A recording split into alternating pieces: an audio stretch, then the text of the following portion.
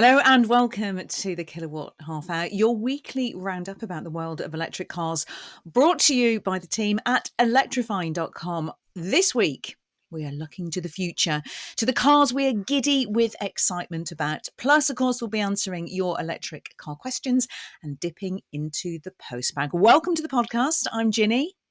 I'm Tom. I'm Mike. Did I over-egg it there? Are you ever giddy with excitement, you two? Can you think of anything you've been giddy with excitement about? I get giddy with excitement about kind of cheaper electricity tariffs and that kind of sad thing, because that's what I'm like. Or cars that ride well these days. That gets me excited. Okay. Mike, I've known you a long time, Yeah. Mike. I don't know if I've ever seen you giddy with excitement. I've seen you slightly jaunty with excitement. I'm quite northern in my excitement, Ginny. I keep it under my hat. I just kind of wheel it out. No, I'm sorry, but I'm more northern than you are. It's debatable. Technically, if we look on a map, I'm slightly more northern than you were. I think, and I'm sorry, but I do get giddy with excitement. I don't think we can say that all northerners are dour. No. And then you work in television, so you're paid to be excited. This is the thing. We're wizened old hacks who spent too many years writing for magazines. So yeah, we've had that giddiness drummed out of us many years ago. But it's coming back. Yeah, I guess I did start life as a children's TV presenter. There you go. Yeah. Okay. So maybe you do have a thought. That was before I found my way into cars. Yep. Thank goodness I left that life behind. But yeah, I guess I had to be super. Imagine how giddy I was back then.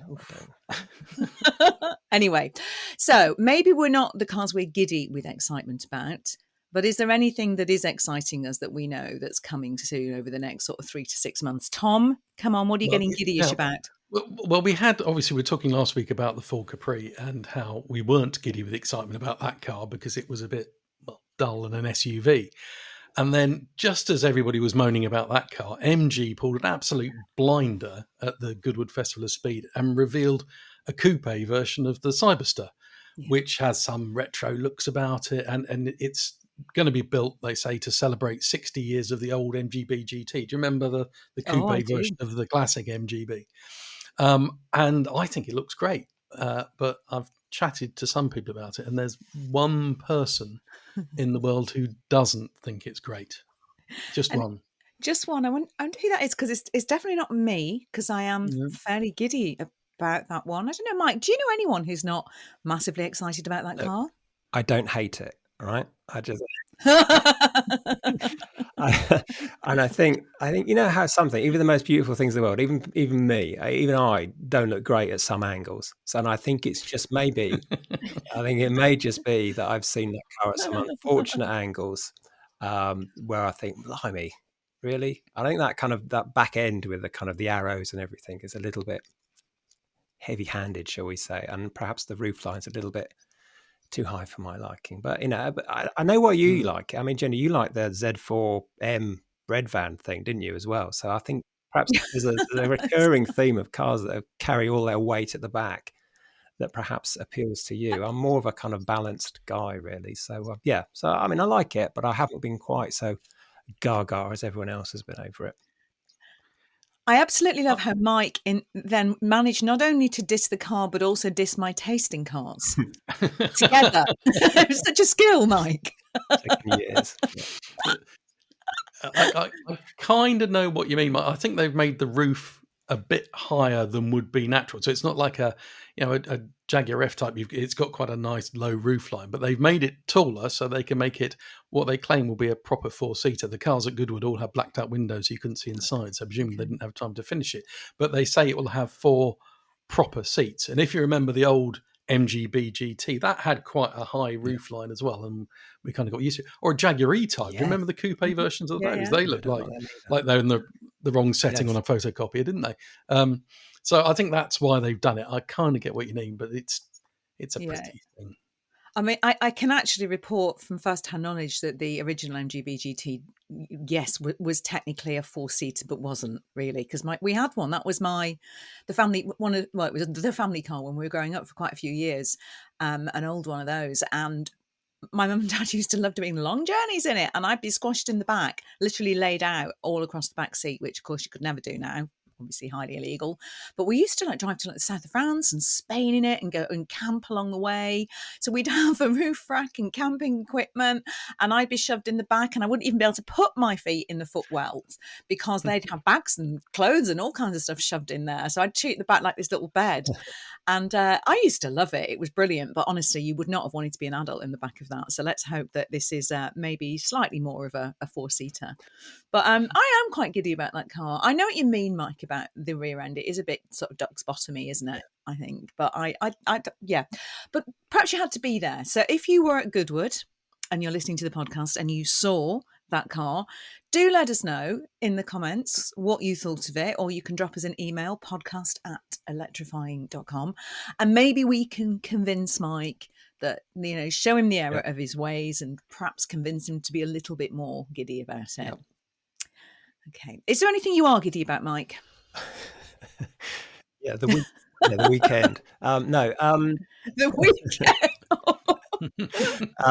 No, you're so well. Yeah, no, it is. I am enthusiastic. I really am. I've just written a preview piece for the site about the Renault 4, which I've been looking into a little bit more. So on there is everything we know about this car, and it has piqued my interest because I think it's quite an interesting thing. I think Renault got done quite a good job of reinventing their back catalogue without, resorting to putting a name onto a car that's wholly unsuitable, Ford, or just packing it full of kind of nonsense sort of things from the past. So the 5, universally, we all love, strangely, we all kind of like, which is a rarity. The 4, it's going to be a kind of mid-sized, smallish SUV.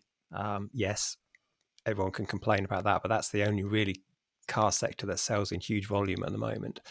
And from what we've seen from the patent drawings and the forever concept that we've seen, it's going to be really kind of funky looking car. I think it's going to have the same battery, so 52 kilowatt hour battery pack as the 5, so 200 real world miles I read to, and same sort of motor, front drive, might have a rear drive, might be 4-wheel drive because it's got space at the back.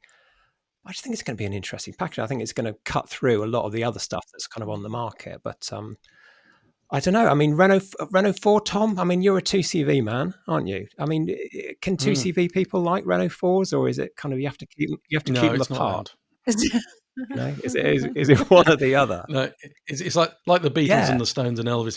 You can't like them all. It's no. So Renault 4s mean nothing to me. It's just overcomplicated. I mean, the old one had an 1100cc engine. I mean, that's just wasteful when 602 will do. I thought that would be the case. I thought it'd be the case that you'd either like one or the other. You can't possibly like both. It's like B saying, you support Manchester, you like City and United. You can't. And I think not just exactly like that, but yeah.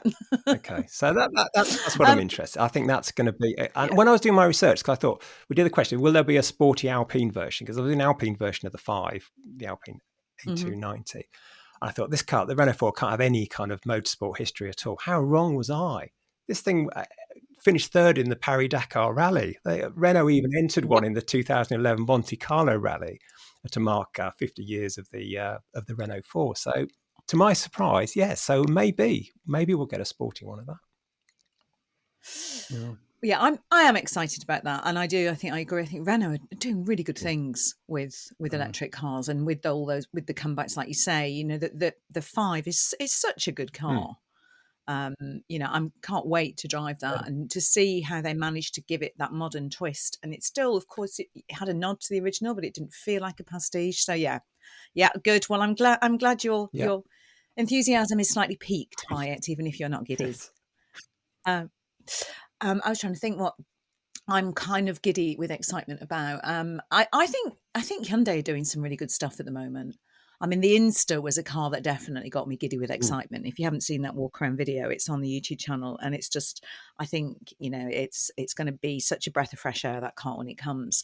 But I'm also excited about the car that they can't seem to decide what they want it to be called, which is the 7-seater version of the Kia EV9.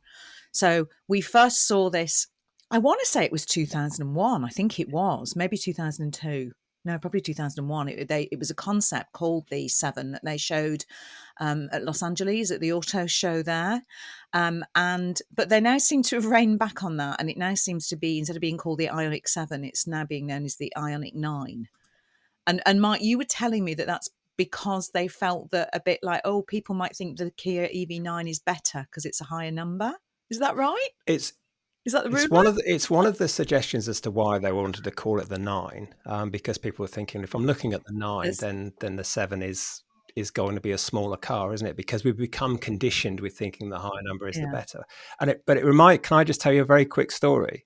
In America, Yeah, in go. America, there was a burger chain called A&W, and they introduced a Right. third burger because it was a third of a pound instead of a quarter of a pound. So anyway, it was the same price as a quarter pounder, sold terribly, couldn't work it out.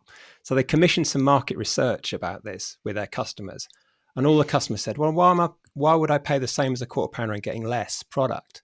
Because they thought the third That's a great story. was less than a quarter. So when and that was why. So they canned it. They just made the quarter pounder bigger and went with that. But it's interesting. That's that dynamic of, and I think Polestar are going to be up against this because they're numbering their cars chronologically, aren't they?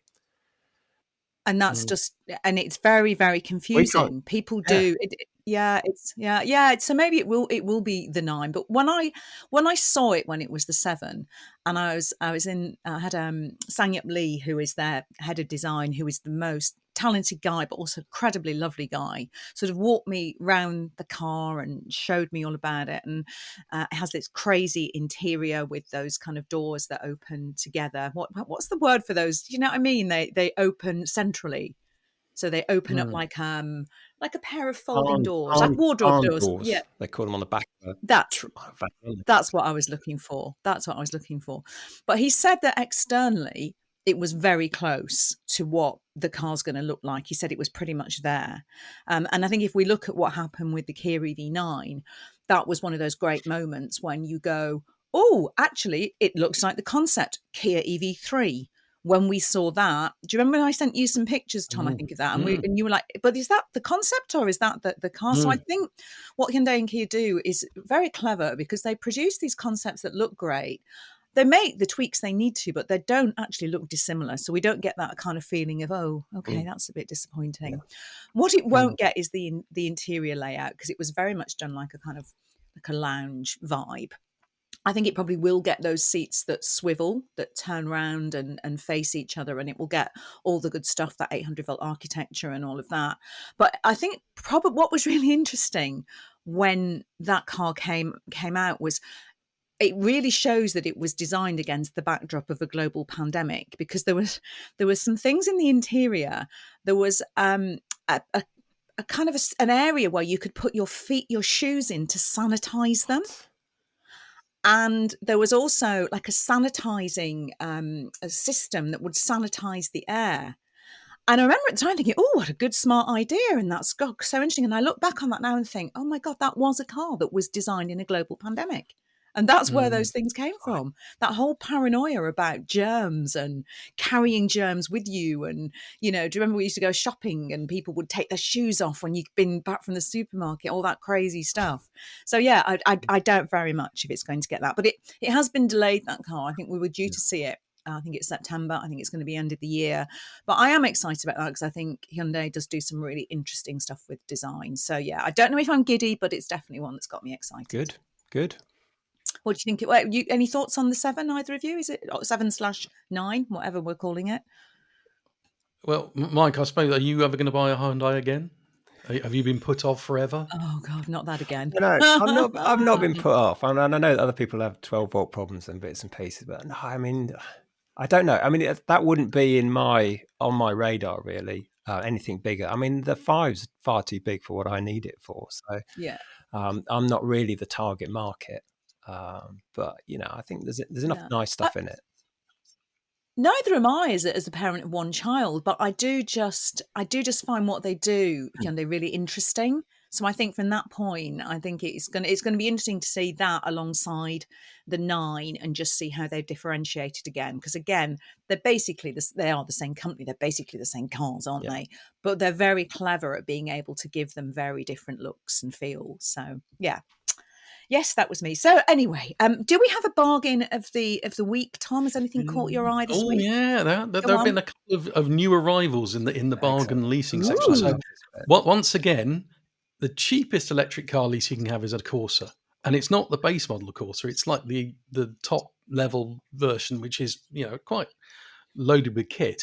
It is the one with the smaller battery and the older motor, so it's a 211 mile range, but still, they're kind of £217 a month with my usual things, which is 3 years, 8,000 miles a year, and 6 months payments deposit.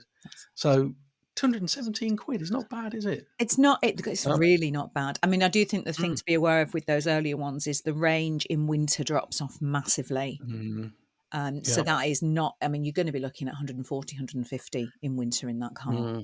If you're regularly doing longer journeys, but it's a good affordable way. Anything else? Anything else? So here's a would you rather for you. Okay. So okay. There has suddenly been lots of Volvo C40 electrics that have been thrown into the leasing thing, which is a nice car, I think, especially the newer one with front wheel drive. So that is £379 a month. Yeah. Or would you rather have, for an extra £14 a month, a Volkswagen ID5? I'd take the Volvo, actually. Personally, I think it just is the more appealing car out of the two, and I quite like the way it looks. Don't know. Yeah, Mike? Yeah, I'd go with the Volvo. I had one a couple of months back, and I really like, because Tom said, it feels a bit old. And it is, there's a hole in the ignition barrel. You have to put a key in it. It's that, and they haven't bothered updating the moulding and that kind of thing. So there's quite a few old touch, but it was kind of the right amount of old. It still had buttons, and it it felt really solid, and it was far quicker than it needed to be. But yeah, I loved it. I thought it was great. I'd have that for sure. Yeah, that has been a bit of a trait with Volvo's EVs, hasn't it? They generally have felt like they're way quicker than they need to be for family cars. Yeah, I don't know what's that about. If you want the ultimate in speed, there's another one which is in the bargain section again, which is the Lotus Electra. Oh my goodness! Go on. This is £783 a month, which is obviously a lot of money, but it's a £100,000 car, and it's got 900 horsepower, and it's 783. You look down the deals, it's like, what's the similar price, and it's like a Fiat 500 a Bath electric, and it's like 700 quid. You think, hang on a minute, how does this work? Presumably they just can't sell them. There are suddenly absolutely stacks of people who can take advantage of company car schemes with low benefit in kind that are going to pop up driving those, aren't there? Yeah. Absolutely. They're going to be everywhere at that price. Wow. Yeah, that is appealing. That is appealing. Anyway, let's move on to questions, comments. As always, you've been in touch loads. Thank you very much. We do read everything. And of course, if you want to drop us an email, it's podcast@electrifying.com.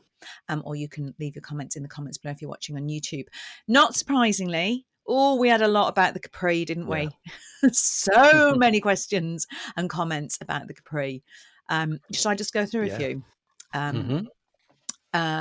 Ford, yes, it seems very lazy from their marketing team. Still annoyed with Ford for bringing the Puma name back on an SUV, said Richard Hargrave on YouTube. And again, I was so cross when I saw that car, because as I've said before on the podcast, I love the original Puma, the racing Puma. Really liked it. Designed by Ian Callum, in fact, who, as we know, is a design god. So yeah, don't know. Lots of people upset about that. The weird thing about the Capri, says Coolis on YouTube, is that it's just a coupe version of the Explorer. So they're using two model names for essentially the same car. And lots of people saying that, at least like with Skoda, you just got the Enyaq and the Enyaq coupe. Yeah.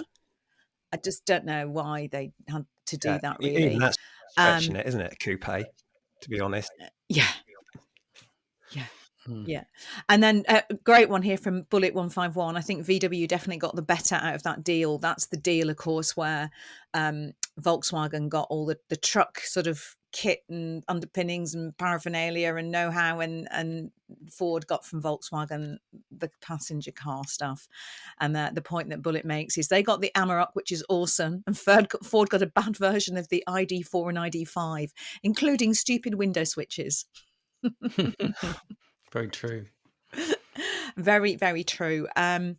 And again, what annoys me again more is giving it a different model name, even though it's virtually identical to an existing model. And then coming back to the deals thing that you've just been talking, Tom, Mika Davis 660 on YouTube said the best thing about the full Capri is they'll never get close to selling 22%.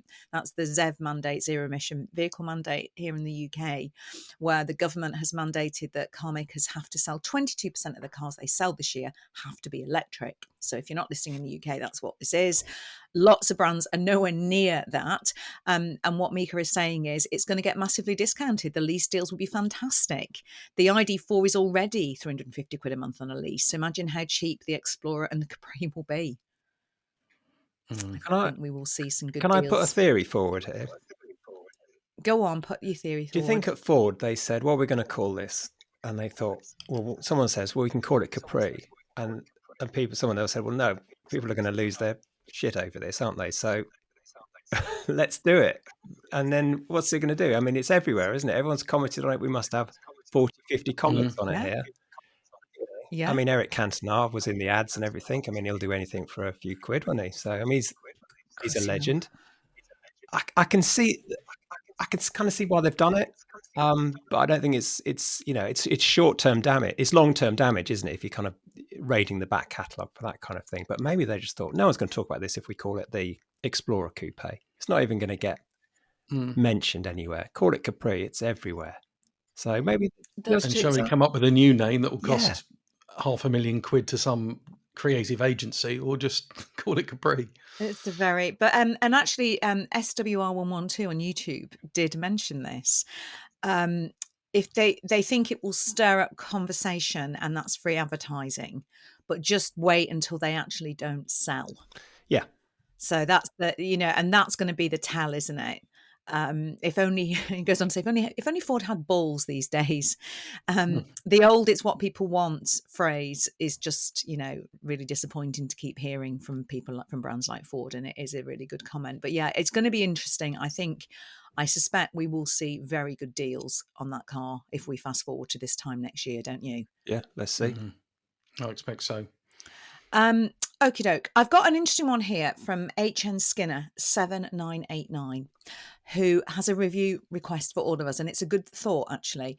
I really enjoy your videos and related articles about everything EV. Thank you very much. We appreciate that.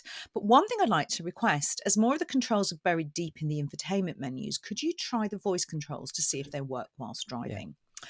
Some things like changing the temperature radio station, making a telephone call. Some cars fail dismally. A friend of mine used to have problems calling her husband Dennis, which every call started calling the dentist. Brilliant. And it's a really valid thing. And I was thinking about that yesterday, because I was still in the Scenic at the minute, and I had it on CarPlay. And I was trying to use the voice control system just to turn down the climate control, like the fan toning down, and it wouldn't take it because it was defaulting to CarPlay.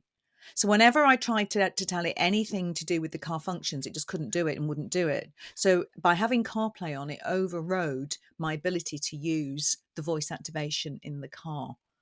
Tom and I were chatting about this, and your theory was maybe because it's got a Google operating system and perhaps it works better with Android. Yeah, if you have an Android phone, it might work perfectly. If anybody does have an Android phone in a Scenic or anything else, so a Polestar maybe, or a Renault with the Google operating system, let us know if it works better. Yeah, so Richard Piper 4828 has been in touch on YouTube. He said as a Megane E-Tech owner who very much agreed with the criticism that I was saying, which was about the drive stalk being on the right-hand side, and I just couldn't get used to it there at all. So, Richard, if you're listening again this week, and if you are an Apple user, an iPhone user, let me know if you found a way to kind of be able to use the voice command as well when it's linked to CarPlay. Because I just literally, I've been looking, trying to figure it out, and I can't find a way. It just seems to default to that all the time. But it's a good criticism. It's a good comment, that, isn't it? That we probably don't try voice commands quite as much, and report on them as much in reviews. So maybe that's something we should start doing, because some of them are a nightmare, aren't they, Mike? They are. I mean, do you guys talk to cars? I mean, I don't want to talk. I mean, I don't really want to talk to my family, to be honest. So talking to my car is, it just, if I can message somebody and not talk to them, that's my idea of heaven. It really is. So yeah, the thought of being able to having to talk to my car to get it to do something, I can't do it. It's just, Really? yeah, I just hate it. We had that Peugeot E3018 a couple of weeks ago. Yeah. It had a strange thing where I don't know what the key phrase, because cars have a Yeah. key phrase, so you have to say something like "Hey BYD" or Yeah. "Hey BMW," and I don't know what the key phrase is in that Peugeot, but there'd be occasionally where I'd either be on a podcast, listening to a podcast, or talking to someone just normally, and it would come up with a boom. Yeah. And then listen for it, and you're like, no, cancel, stop, no, and it would Yeah. like look up that or something. A bit weird. So there's some key words that they need to make. It's like if we said the keyword that does the people's The A home word. things now, it'd Oh, send yes, everybody's that word. things nuts, wouldn't it? That word. And there's obviously something in the car that triggers it, even though you're not talking about it. And it's a word that comes up in relatively normal conversation. I actually do like talking to cars. I mean, I like talking just generally to sort of anything and anyone, really. So I'll always have a nice chat to the people on the phone when they're ringing up trying to sell me stuff. I'll always chat to anyone. So I quite like talking to the car. And actually, when I had the BMW i5, the voice activation system in that was brilliant, and I did really start to use that a lot. I wouldn't bother with typing in navigation details. I'd just tell it where I wanted to go, and I think when it works it's really good. But yeah, I'm probably slightly more like chatty than you, Mike. I think it's fair to say. Have we got time for a quick voice activation story? Yes. Go on, we do. So the first car which I drove which had voice activation was a Mercedes S-Class, and it was back in 2000, 2001, and you had to put a SIM card into the center console, and then it had a phone. And you could dial numbers, and it was very impressive, and all the kids loved it and things. But you would say dial number, and it would say number, and you'd say that, and you'd have to go 0077. But because it was a German system, if you said 9, it thought you were saying no, and it would cancel. So you could only dial numbers that didn't have 9s in, which you look down your phone list, it's like, oh, sorry, I can't call you, you have to change your phone number. But I did think, what if you're in an accident and you're upside down in a ditch, and it's like dial number, cancel, 999. no. I do remember in the early days as well of voice activations, you almost had to get this kind of strange voice and strange accent. So my dad is brilliant. I love my dad, but whenever he goes abroad, he develops this strange foreign voice, which is where he talks in English but with an American accent, because he thinks it helps people understand him more, and he'll do it a bit in Spain. And you had to do that with some of the systems on the voice activations, didn't you? You had to adopt certain ways of saying certain, like certain words, certain commands, because that's how the car understood it. And I know my northern isms, I had to definitely change some of those, because they just were like, what? No, sorry, don't get that. Yeah. But it's a good point, and I think it's something perhaps we will definitely we'll look more at that. Good point. Thank you.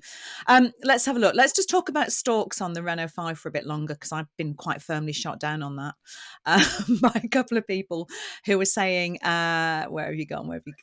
There he is, Tradewin 25. So it takes half a second to switch between forward and reverse in the Renault. How long does it take to move from first to reverse using the gear stick in a nice car? Come on, guys, we're supposed to be the ones embracing change. I think that's directed at you as well, Tom, because you were moaning about that too. Oh yeah, but other cars don't have it. So I know. if it's laggy. It is laggy. And if you're doing a 3-point turn, it's annoying. Anyway, Andy Amos said, I've only had my Renault Megane 2 days. I've already got used to the 3 stalks on the right side. This is really not a problem. It's too many. Okay. But this is the one that I found really interesting. Paul Meyer contacted us on, I'm sorry if I'm pronouncing your surname wrong, Paul Meyer or Meyer, on YouTube and said, Ginny's admission that she is left-handed caught my attention because I am too. The world is not designed for us. Cars are not really designed for us. A useful additional piece of standard reviewing would be whether the car works for a left-hander. In my view, it's just as important as an opinion about range and efficiency. And I thought it was a really good question. And as a left-hander, it's something I've never actually thought about. And it was only when we were talking about that stalk on the steering wheel being on the right-hand side, and it just didn't feel natural to me, that I started to think, wonder if it is because I'm left-handed. It's just so counterintuitive. Well, I'm left-handed as No, well. other thing. I'm left-handed. Are you? Yeah, all Are great you? artists are, obviously. But yeah, no, I mean, I think I'm trying to think of the two cars that I've got. Yeah, so actually all three cars I've got. The i3 is on the right-hand side of the binnacle, strange kind of up there, isn't it? Yeah, And yeah. then the Ionic one is on a stalk that's sort of hits my knees. And that's on the right-hand side as well. But yeah, I don't know. I just think it might feel odd to, and my Smart is left-hand drive, so the gear shift is on the right hand as well. So yeah, it hasn't really crossed my. I don't think I've. Maybe I've got, because I grew up at the same time as you, Ginny. So we had to adapt to being. We did. Right We did have to adapt. I had a teacher that used to hit. Yeah, so it's Now, I had a teacher that used to literally hit me on the hand with a ruler if she saw me writing with my right hand, with my left hand, sorry, to try and make me be right-handed. So it was definitely not a thing that was encouraged. But yeah, we did have to adapt. But it's weird because I still can't get used to it, and it's quite perhaps it's the positioning. It's quite high up, but anyway, obviously nobody else has a problem with that. So. But if you are left-handed and you do have a problem with specific things in cars, let us know. It'd be really interesting if there's a anything. new channel, couldn't we? Yeah. Of left-handed electric car. That's a bit niche. We could get a sponsor. Someone who makes left-handed scissors or something like that. We could get sponsored. You need a Tesla because that's got no buttons anywhere, hasn't it? Yes.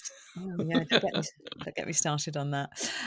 Okay, we've had an email in from Mike Jory about the EX30. Hi all, thanks for the podcast and videos, which I've been following for the last few years before finally taking the plunge and buying a Volvo EX30 top spec single motor extended range in April. Brilliant.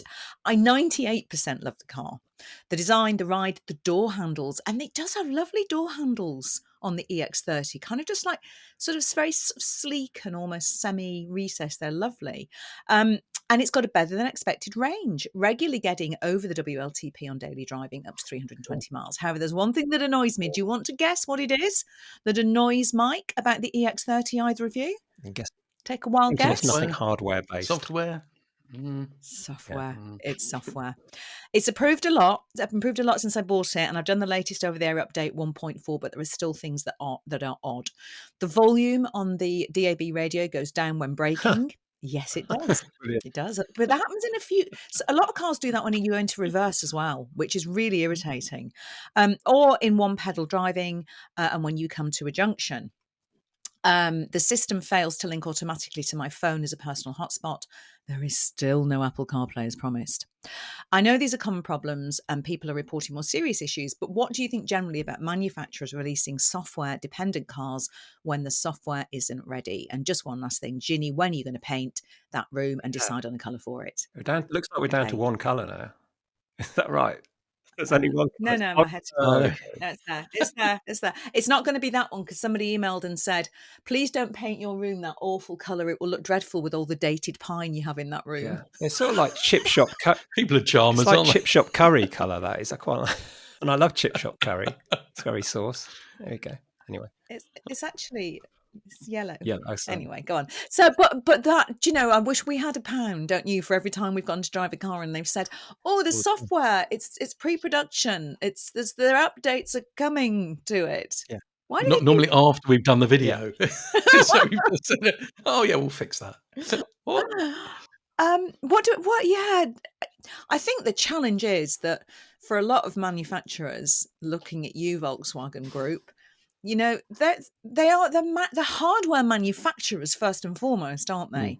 So this switch to electric cars being essentially software-driven machines has not necessarily come easy. And you've got the ones like Renault and like Polestar, who have gone and taken, like, Google does it well, let's integrate it.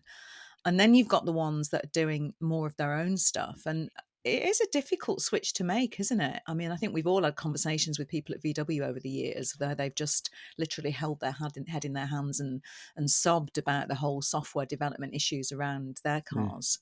But do you think they go too soon?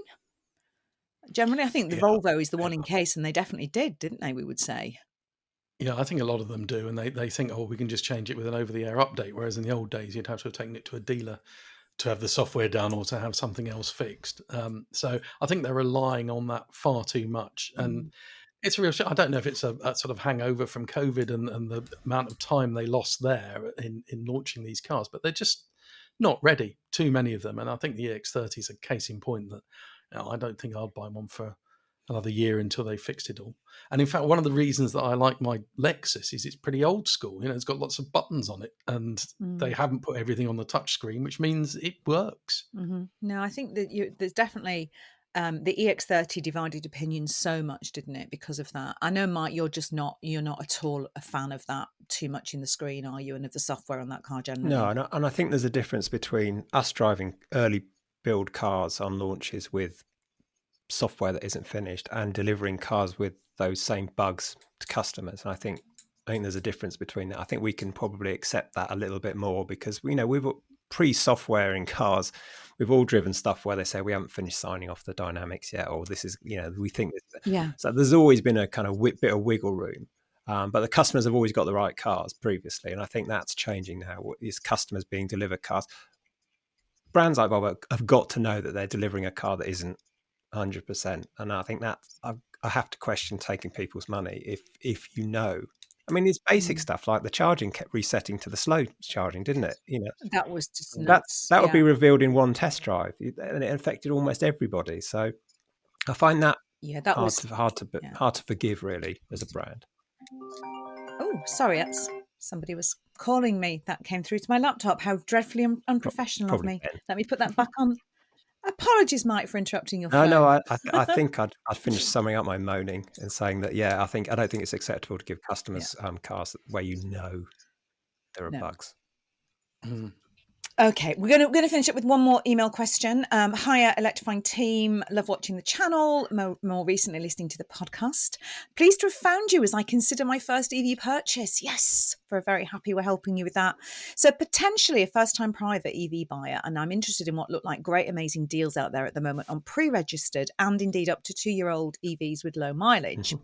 Based on your podcast and Ginny's edition of the Radio 4 Bottom Line podcast, it seems it's driven by the zero-emission vehicle regulations ramping up. Yes, absolutely. But the question is, what's the risk in buying a low-mileage, up to 2-year-old EV that's probably been pre-registered by a dealer, then not done much work at all?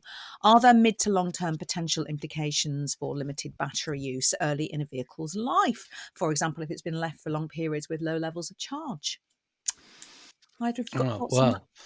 Oh, well. I do, but I know so well hooked on it. Go on. Yeah, well, I've been looking at my bargains as usual, and you look for cars which have been less than 100 miles to see what pre-registered cut price cars there are out there.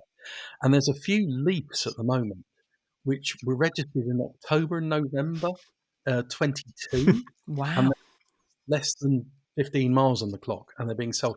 And one of them's 12.5 grand. Interestingly, the red ones are worth 400 quid less. So you think, 12.5 grand for a car that's got delivery mileage, but what's it been doing for the past almost 2 years? Presumably been sat in the field. Why? So I think you need to ask some questions about it. I think that if you keep lithium-ion batteries at 100% charge or at a very low state of charge, it does them no good. So it says in the Leaf manual, leaving kind of halfway is ideal if you're going away on holiday or something. So I think if they've been left with enough charge to keep them, I wouldn't worry about it too much. But that's not talking about, the brakes will have rusted up, the tyres might be knackered from standing in a field for too long. So I think I'd be a little wary, but I don't think the battery's anything to worry about. But you'd want a report, wouldn't you, to show it's not been damaged by being too low or too high for all that time. Yeah, and I guess you'd also want to make sure that, warranties are all in place, and even perhaps look at extended warranties if that was an option, just in case. Yeah, I mean, it's strange things like if that car's 2 years old and it hasn't had a service because it hasn't been anywhere, then is the warranty still valid because it hasn't been serviced at the time interval? I mean, they're not going to give it a service if it's done 10 No. miles, but it makes you think they'd wriggle out of it, wouldn't they? If they Yeah, can. I think what our advice would be is just to ask questions, to be curious about it and to ask why. Don't know, Mike, anything to add? I wouldn't be worried too much about it. I wouldn't, I think I think as Tom said, if it's been left with no charge in it, and I think the chance of that would be fairly remote because I probably just move around every now and again. But yeah, I wouldn't have any kind of worry about buying something. If it's suspiciously low, like Tom says, if it's kind of under 15 miles over 2 years, that's sounds a few alarm bells. But I think generally speaking, a lot of these pre-regs are kind of 100 odd miles, aren't they? So yeah, I don't think that the battery warranties are pretty robust. So buying a 2-year-old one, you're still going to have 6 years left of battery warranty on it. And if it's a good deal, the chance of, unless you're probably going to shift it on after 3 years anyway. So, which it makes it someone else's problem, I appreciate. But if you're buying it, I wouldn't worry too much about it. Good. Well, on that note, we hope we've helped, and we will say farewell. And hopefully we've left you giddy with excitement about all the great electric cars that are Giddy. coming. Hopefully Mike's enthusiasm Off the has scale. seeped through. Off the scale. Excitement. I have to calm down. I'll sit down and calm down now. Listen, thanks so much for joining us for this weekly roundup of all things electric. Please do let us know your questions, your comments. You can email us podcast@electrifying.com, or you can drop a comment if you're watching on YouTube in the comments below. As always, please do, if you're listening to this on your streaming service, please do subscribe, because the more people that subscribe, the more we can do of the podcast, which is what we want to do. But as always, from all of us, it's goodbye and thanks for joining us. Bye. Bye. Bye.